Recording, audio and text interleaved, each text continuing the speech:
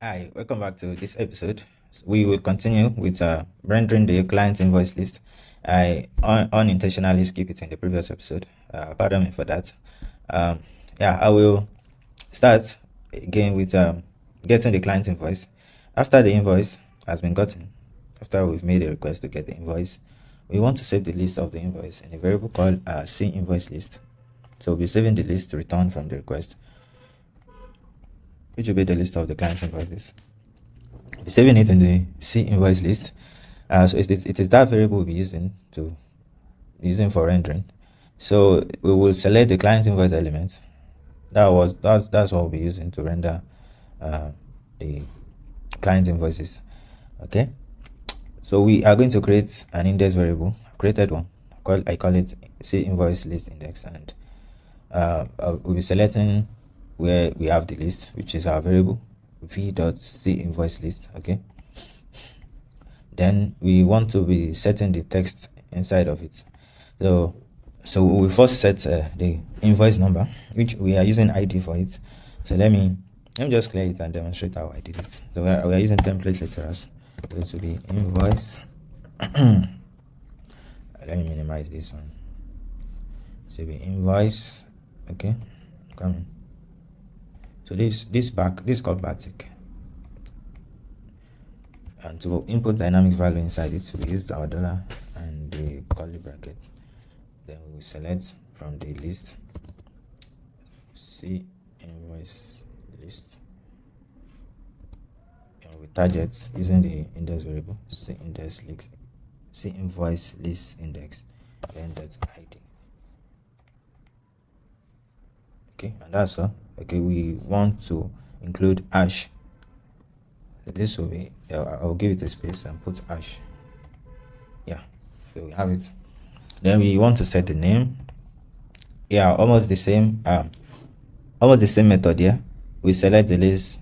We use our index variable to target each one of them.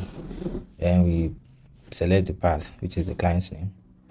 And for the title too, almost the same. The date. And then we have the status. For the status, the first thing we want to do is we want to set the text value, which we are going to target the status path.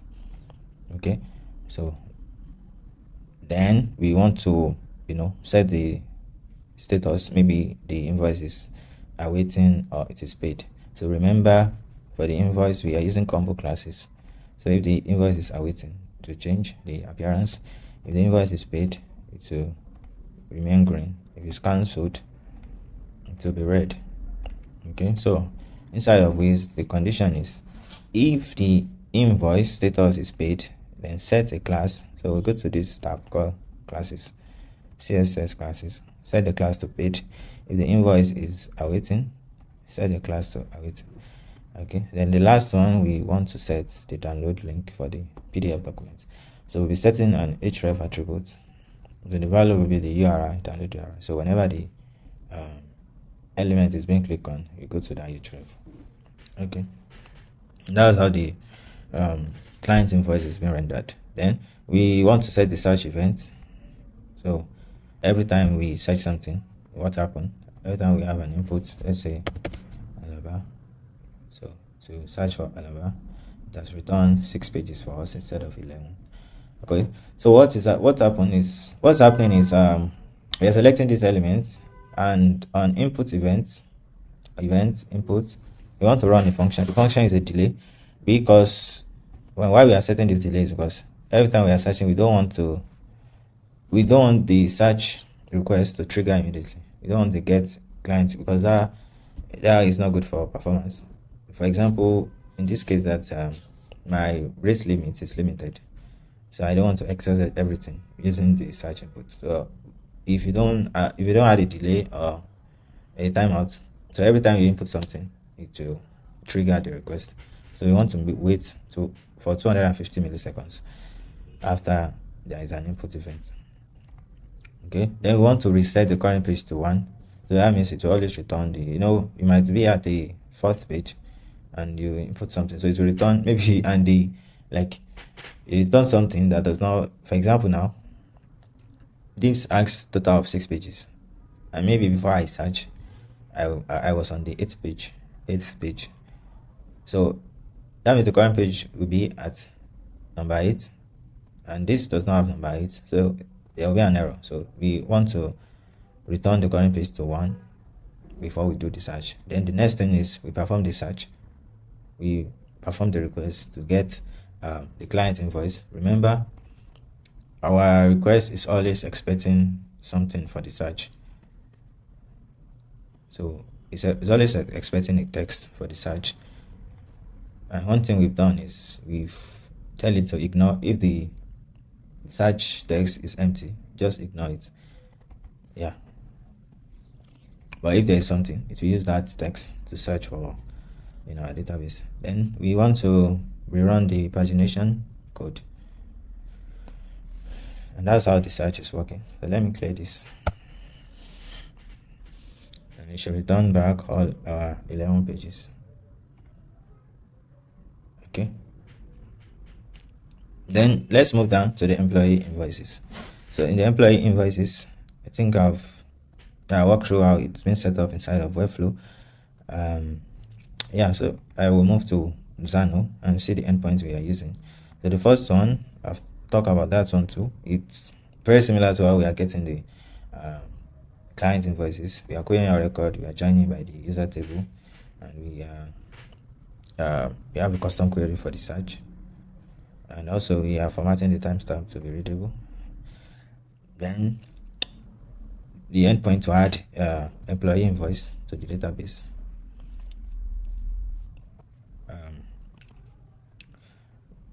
So we have this input, the title, the employee ID, description, amounts, and the hours.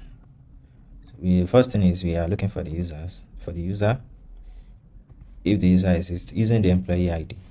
So if you can notice, this endpoint is public. It does not require authentication, because not all your user we have access to the app. Not all your user will be able to log in. Remember in the first episode that only the admin and the executive can log in. So not all your employee can log in. So but everybody should be able to submit invoice for the work they've done. So but for the work they've done, and the security measure here is to use the employee ID. So we'll be looking for the employee inside the database if the employee exists. If the employee exists, using this condition that if the user is not, we are making sure the user is not null. That means the user is found, or the user has not been deleted. So if we pass through this condition,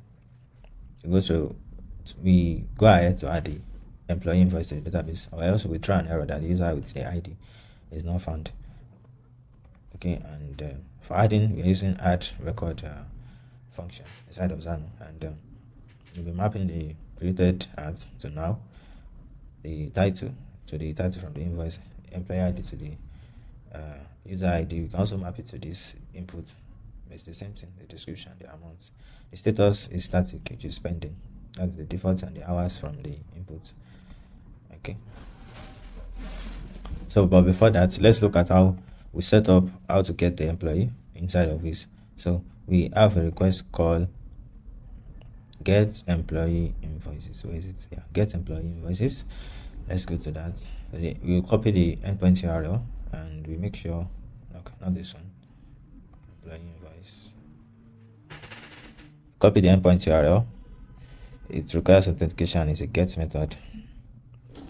So we select the app. The method is get. Paste in the URL. We pass in the parameter just as we did for the client invoices, per page, current page, and the search, and we pass in the authorization. Okay, after, just as we did for the client invoice, after we've gotten the employee invoice, we want to save it in a variable. We want to save it in the variable called employee invoice list, and also we want to set the total item, which we'll be using for pagination. Okay, so we will be rendering the employee invoice using this employee invoice element. We select the variable that has the list of the employee invoices. We create an index variable, then we set a visibility condition that it should be visible if the invoice loader is true. Okay, we're setting the ID just as we did for the client invoice. We are setting the employee invoice name, we are setting the date and the status just as we did for the client invoice. So here we have 3. For the client invoice it was 2. Here it's 3 statuses. Is either paid, because client cannot cancel our invoice. So is either paid, awaiting, or is cancelled. Then the last one is where we fill the details of the invoice.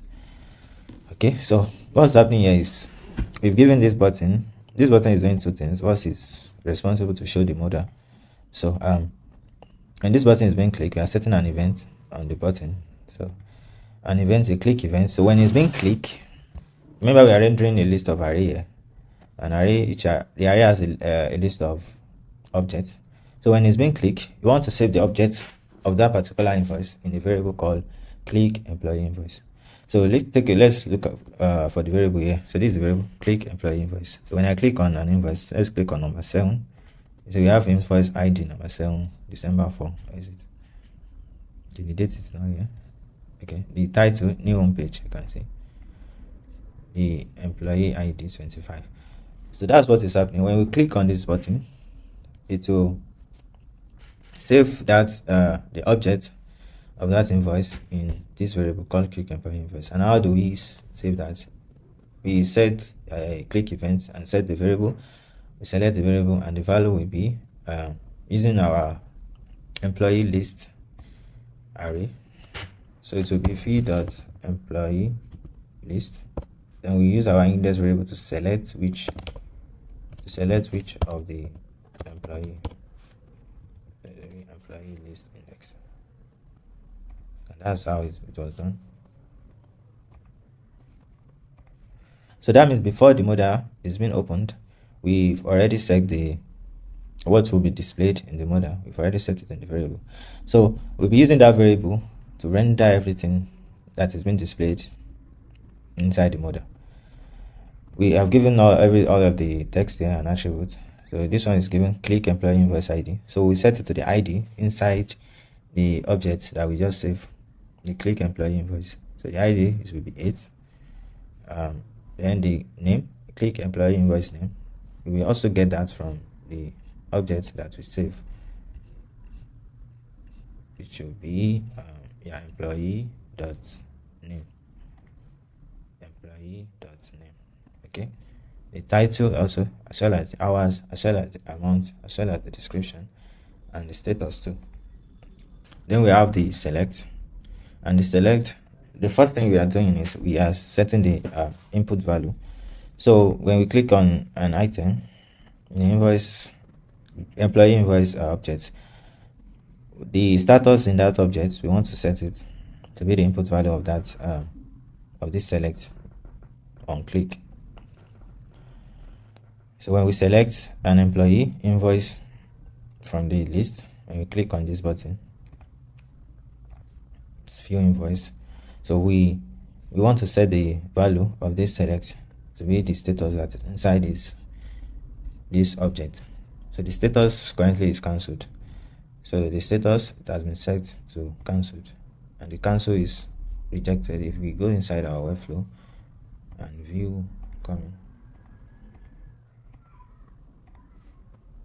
flex. So let's look at the status, the select status.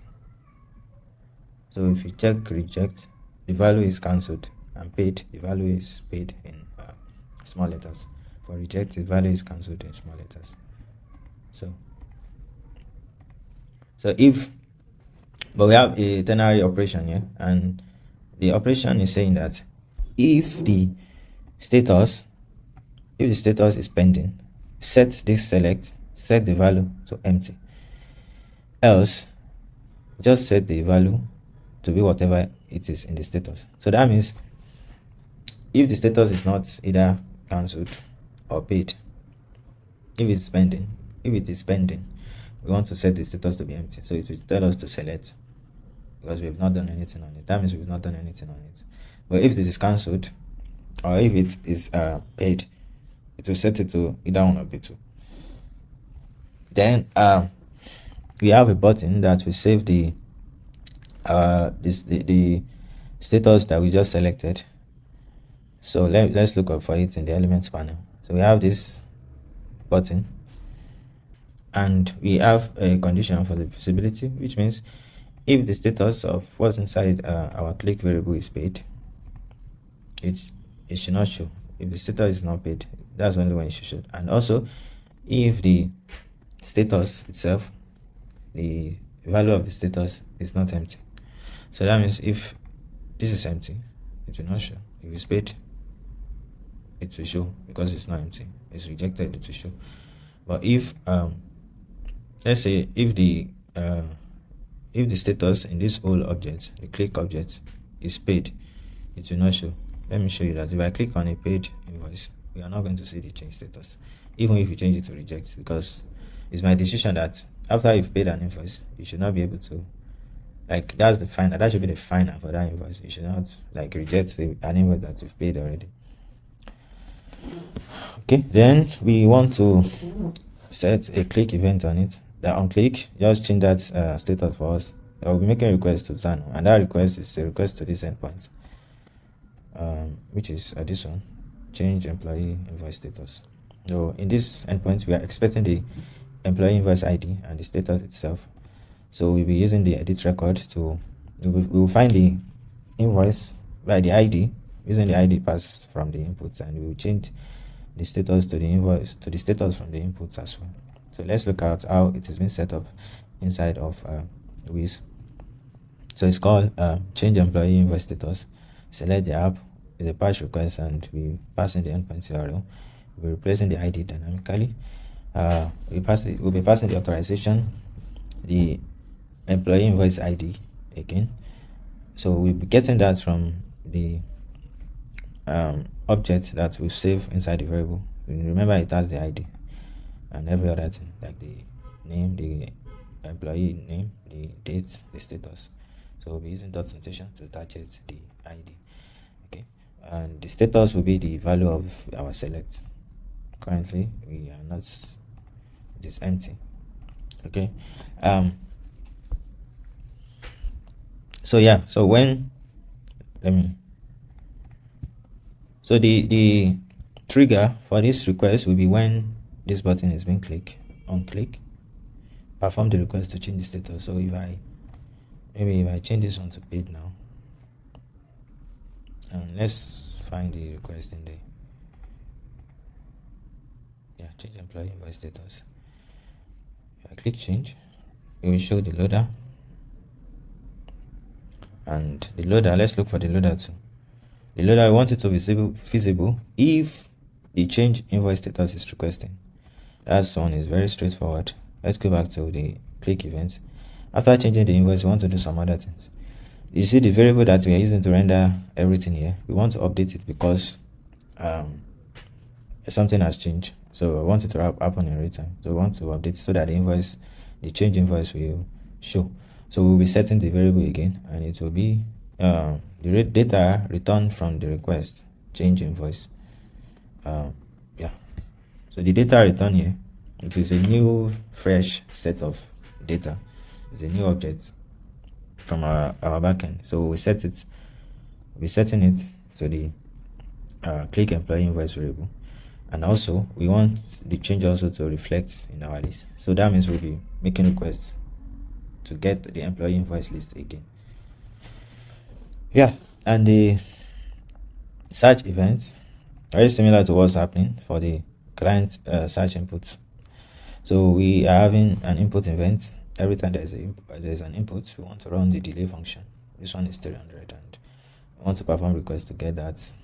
We may run the get employee invoice. Then we want to run the pagination function. Okay.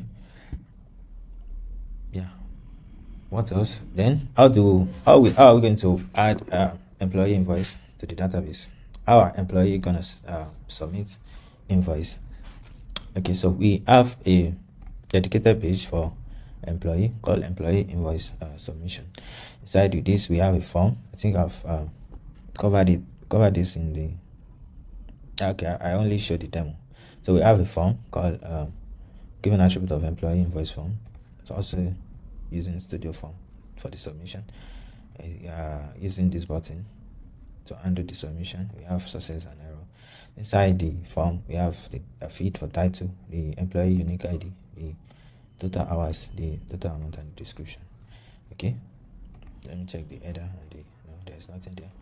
So inside of Xano, we have these endpoints we'll be using to add employee invoice. I think I've gone through it earlier. So the only security measure here is the employee ID. Remember, not everybody will have the auth token. Not everybody will be logging into the app. So we'll be using the ID here. We'll be checking if the employee exists. If not, we will throw an error. Okay, and how do we set that up inside of Wized? We will create a request to this endpoint, and it's given a name called submit employee invoice, and we select the app. It's a post method. We return the endpoint URL. We are passing in the title. So let's go to the page. Yeah, submit message. Okay. The title. We'll be passing the title, and the title will map it to, we will map it to this input field, which we have given this attribute of employee form title.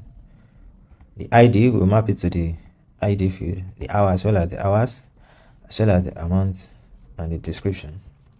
So we select our form, SF submit, studio form submit. We'll preference default. On submission, we want to perform request, submit to employee invoice, which it will submit. After that, let's do a text.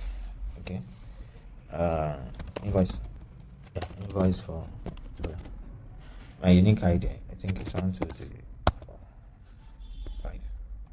Yeah. Am I? My unique ID. Let me grab one from the employee table.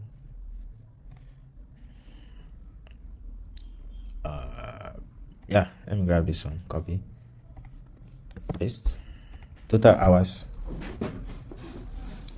So if it's hourly, we just put the hours. I'm not going to use that. Let's say $5,000.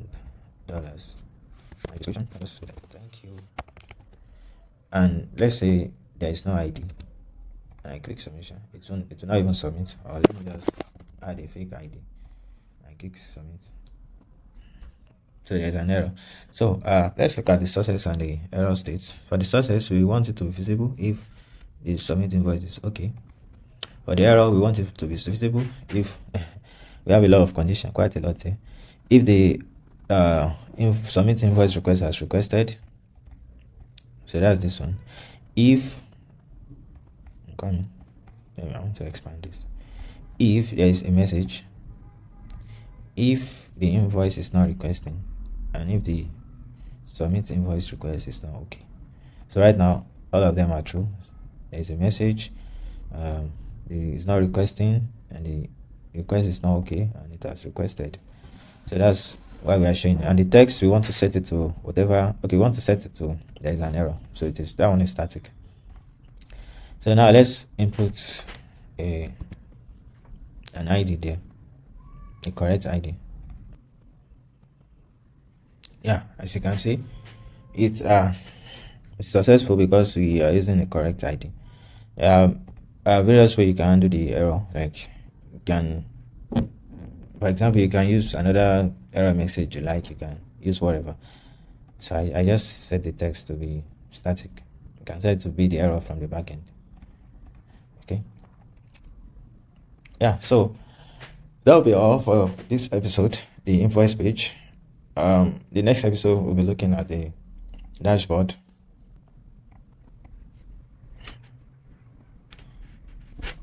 Yeah, we'll be looking at the dashboard. I can't wait to see you there. Thank you so much for the support. Thanks for watching. Thanks for the likes. I really appreciate it. See you in the next one. Bye.